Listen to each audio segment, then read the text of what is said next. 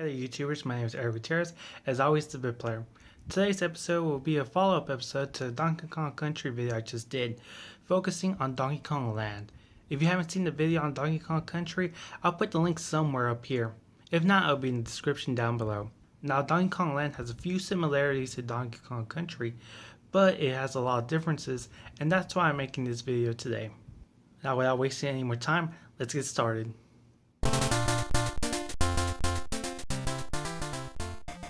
But before we get started on the game, let me give you a little history about it first. Donkey Kong Land was developed by Rareware for the Game Boy.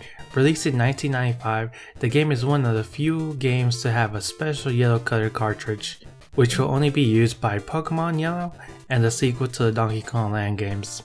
A big example of how this game is really different from the NES version would be the story. The game is set in a puzzle sequel to the Donkey Kong Country game. Donkey Kong and Diddy Kong tell Cranky Kong all about their recent adventure. Cranky admits that he underestimated the Kongs. Cranky blames it in quote-unquote advanced graphics and the fact that kids will buy anything nowadays. He then proceeds to ramp up about his older games, but DK and Diddy ignore him, telling him that the gameplay was also a factor. Still unsatisfied, arranges a bet with King K. Rool to steal the Banana Horde again and force the Kongs to recapture it in an 8-bit handheld system.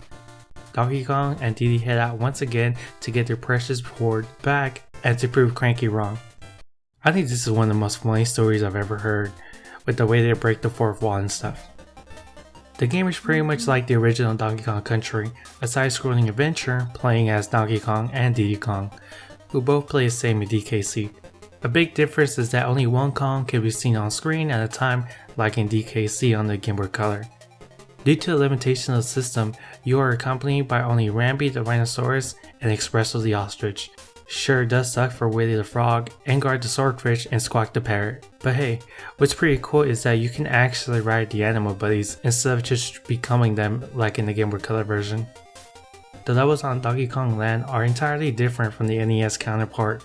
When playing the first few levels, you'll be playing through the jungle levels, being like, hey, this level looks familiar like the first level in DKC 1, but the more you keep playing into the game, you start to realize that this is an original Donkey Kong game. A little side note also, this game also has some of the same enemies, levels, and music from DKC 2, but since Donkey Kong Land came out first in July of 95, and Donkey Kong Country 2 came out in November of 95, it's easy to see both games were developed at the same time, so that's why they share a few assets.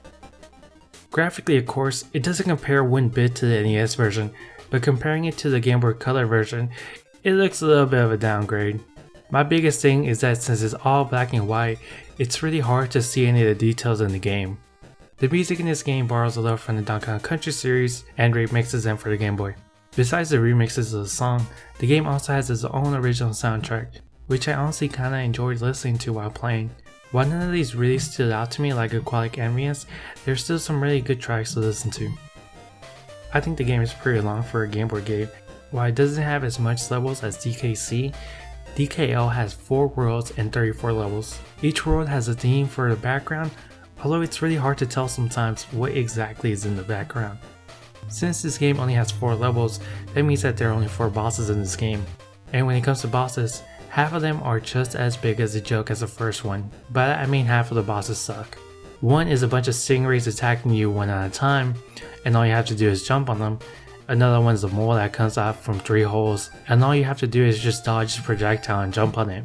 The other 2 at least require some type of skill to beat them, so that's good.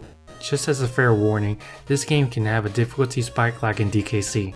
I remember having a maximum hearts and all of a sudden losing them all in one difficult level. I even got to see the horrifying game over screen. You know what's interesting? There's a few things that never made it into the final game, like an animal body named Rambunctious. Get it? He was a male and he was first seen in Nintendo Power. He was supposed to be able to jump and use his horn for weapons. For some reason he just didn't make it to the game. There was also an underwater enemy named Puka that also didn't make it to the game, and there was supposed to be another Kong that looks exactly like Donkey Kong, but not much else is known about him. Overall, Donkey Kong Land is a good game that I should definitely check out. While it is on the Game Boy, the graphics and sound might turn you away at first. It has the same feeling playing as a Donkey Kong Country game. That also includes the difficulty. While only a few levels will frustrate you, most of them are fun. and if you're a fan of the Donkey Kong Country series, I definitely recommend to check it out. If you like this kind of video, let me know in the comment section down below. And if you want, you don't have to, you can like, share with friends, and subscribe. And again, thank you for watching these videos. I like doing them. And that's it for today. Till next time.